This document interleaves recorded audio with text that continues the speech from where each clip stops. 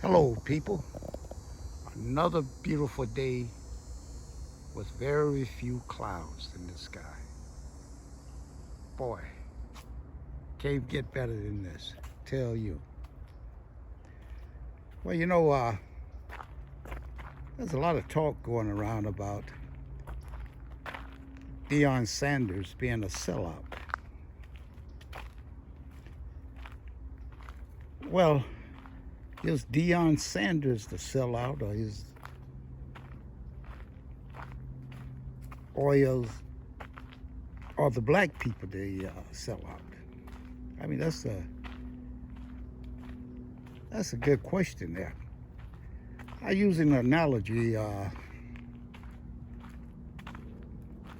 that if you owned a store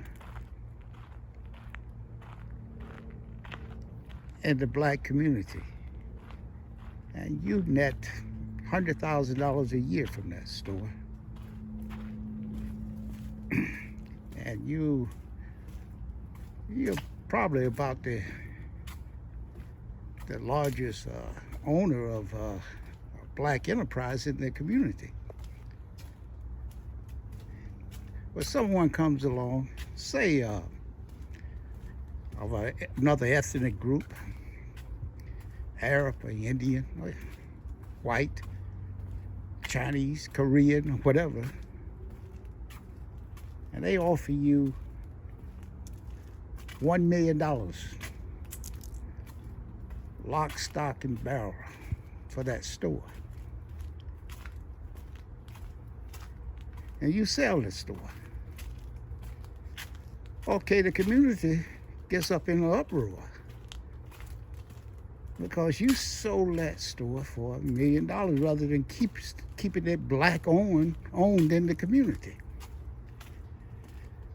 Now you might ask, well, is that a good thing or a bad thing? Why are these people upset? When I was out here pushing the community, trying to get them to shop with my store so I could increase my sales and expand and contribute more to the community organizations and schools, they didn't come in and support me. So now they want to call me a sellout. Well, you got to look at Deion Sanders in the same way, as well as look at some other blacks who had businesses that they have sold out.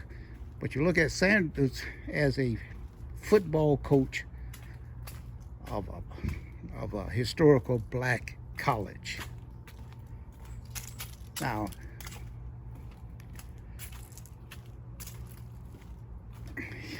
he was given an opportunity because he did such a tremendous job there uplifting that football team at Jackson State, the Tigers, I believe, that he was offered $5 million to coach at the University of Colorado, the Colorado Buffaloes.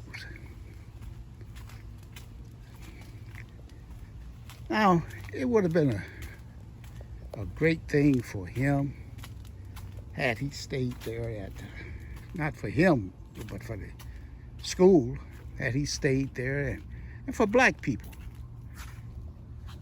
He stayed there and just coached and continued to build that reputation of that school and maybe even build something bigger than himself or even the school itself, a program where blacks throughout the country could take pride in and lift up that whole SWAC, their league.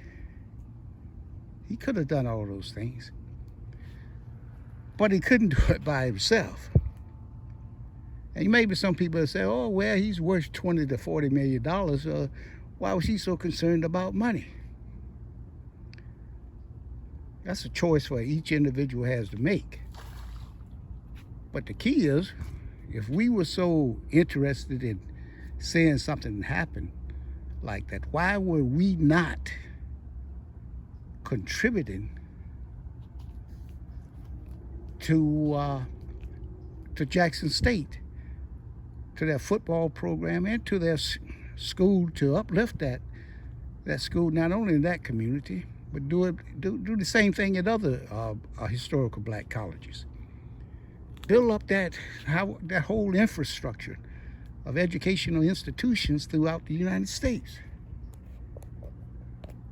I mean, well, you look at, I look at many of these football players. There's a guy who graduated Michigan State, played football there. I believe his name was Green, Draymore Green or something. He donated $2 or $3 million to Michigan State, who had an endowment of $100 million, or maybe $1 billion, I think it was.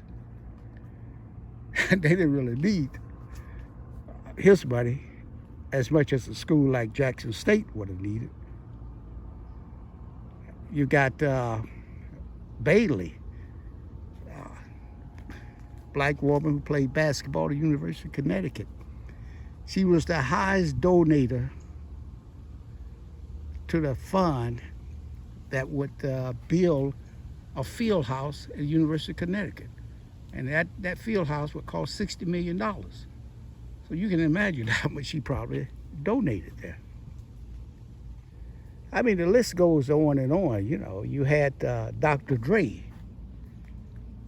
He didn't play at any school.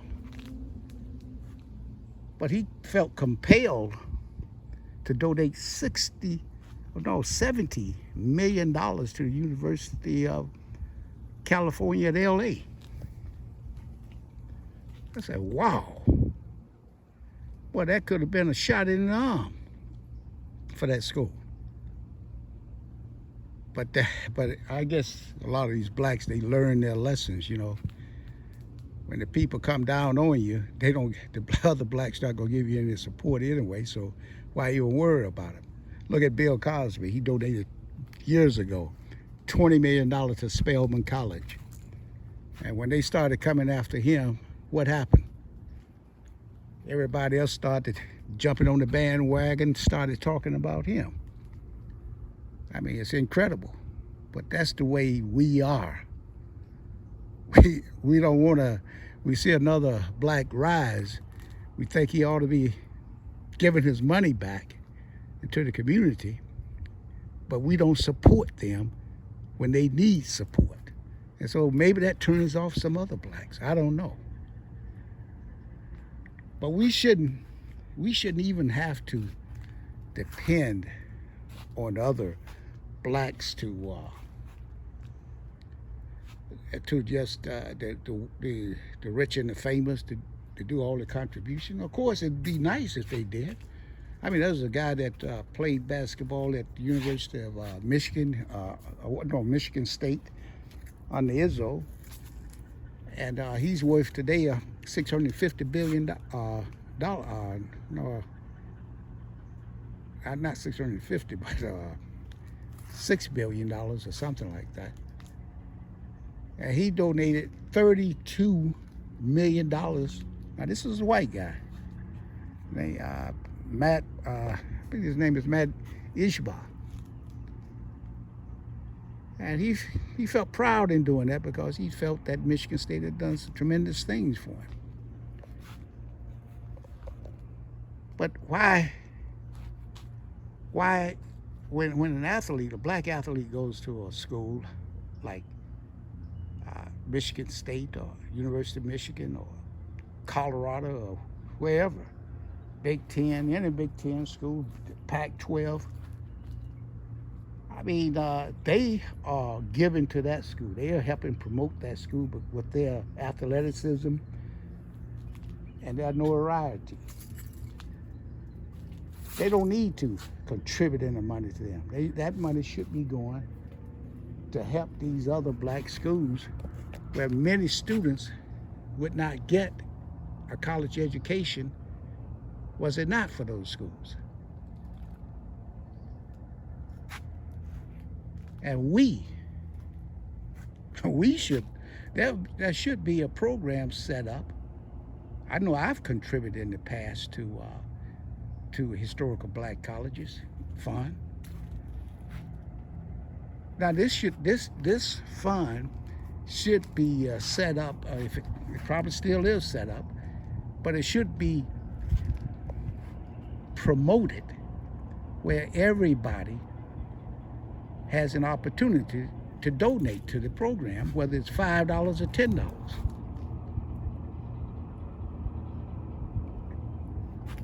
But we can't hold Deion Sanders, responsible for being a sellout, for taking something that's going to create him more than 10 times the amount of money that he was currently making. Not necessarily say he needed the money, but who am I to say what he needed, or who are you to say what he needed? Maybe it was something worth more than that. I understand that he went around to some of these rappers and whatnot and asked them to contribute money. I believe P. Diddy gave $1 million to Jackson State, and maybe some others gave money as well. But these rappers, they should be up in the front giving money to these historical black colleges. Why? Because they made their money off, especially these gangster rappers, they made their money off of the denigration of the black race and creating the thugginess in within the race, causing many black youths to shoot and kill each other, and denigrating the black women. They did this at the behest of their producers and their handlers. So they owe the black community that much. And I mean, they sit back and they rested on their laurels and all the money that they've got, but what are they doing? How did they get that money? I mean, they're no different than the slave, the people that are descendants of slave holders. They're no different. Their kids will continue to get, the wealth will go down to them, to their kids, these rapper kids, if the powers that be don't take it away from them. Because there's a history of that happening too. So I think that we should rethink this whole diatribe that's going on now as to whether or not Deion Sanders is a sellout. I think we all sellouts because we don't support each other. I was mentioning before the time that I had a business, a pizzeria. And nobody, I couldn't get everybody. If all the blacks in that community had supported my pizzeria as they did some of the well-established pizzerias in there, and some that wasn't as established, well-known. If they had supported mine, because I put enough advertising out there, door-to-door hangers, they knew I was there. And then one woman even told me, "Oh, we've been buying at Bob's Pizza for 20 years. In other words, why should we switch to yours? Because you were black. Bob is white." You know that same old concept that the ice is colder at the white store, you know? The analogy that some people use, you know. But people, we're gonna have to wake up. I mean, it'd have been great for Deion Sanders to stay there at Jackson State and help continue to build that school. But don't you think that we have a responsibility as much as Jackson had a responsibility? Deion Sanders. We can't put the onus on him without looking in the mirror at ourselves.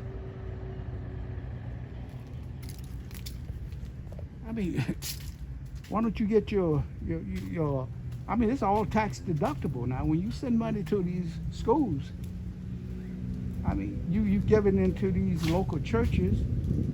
They're building these mega churches. I went into one church down in Atlanta, Georgia,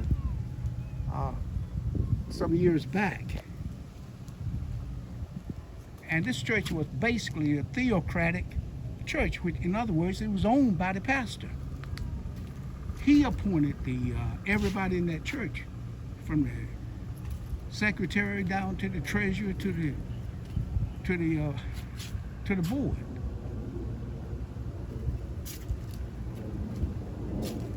And his office looked like it was a presidential suite of some high-level government official, president of a country. Now, this is where you put your money in. I'm not saying that, hey, anything is wrong with that. But there's the same pastors out there, rather than trying to build the mega churches and put one in every city and have these jets and planes to fly here and there, why don't they simply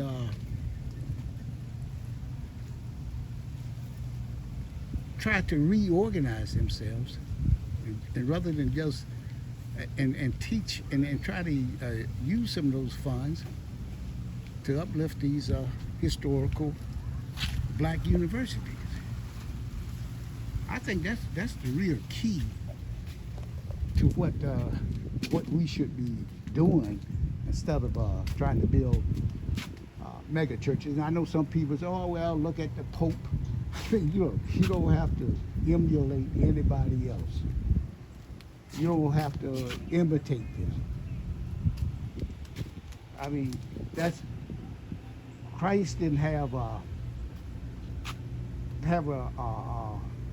the chariot to ride in when he was on this earth. He rode a donkey, and someone loaned him that donkey. It wasn't his. So why should these pastors drive Bentleys if they're out there trying to help the community? And they could do a lot to get behind these historical black colleges by getting their congregations to donate. And then these other organizations, what are these AFUs and CAFUs and all of these people are doing? They should be supporting those schools.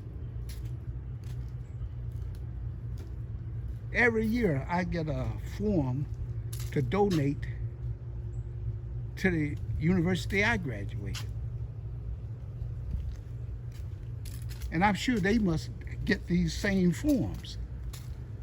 So why aren't they doing anything? Why aren't they setting up fundraisers and raising funds and do things? But you know what? They don't even help each other, You find people who want to be an AFO or be a CAPO, and they'll have a brother out here who's also a member. He doesn't have a job. Do they go and try to help that brother get a job? They could have, I know one person, his uncle was a CAPO or AFO or whatever, and his cousin was one also, as well as his father-in-law. But he got on hard times and didn't have a job. Do you think those people came up and said, "Hey, Hey, come here, Joe. I got it. Let me help you get this job here. No, they don't. They don't operate like these other Skulls and Bones and other types of organizations or the Ivy League schools. They don't. They don't operate like that. They just want to get around and have fun and dance and say they got this type of look at me do the Omega Walk or whatever they call it, you know.